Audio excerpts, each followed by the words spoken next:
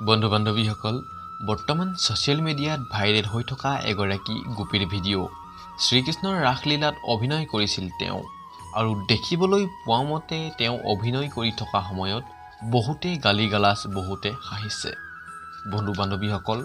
আহকচোন আমিও সেই ভাইৰেল ভিডিঅ'টো চাই লওঁ বন্ধুসকল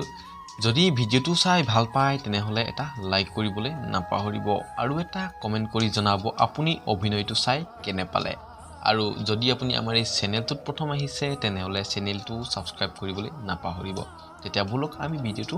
উপভোগ কৰো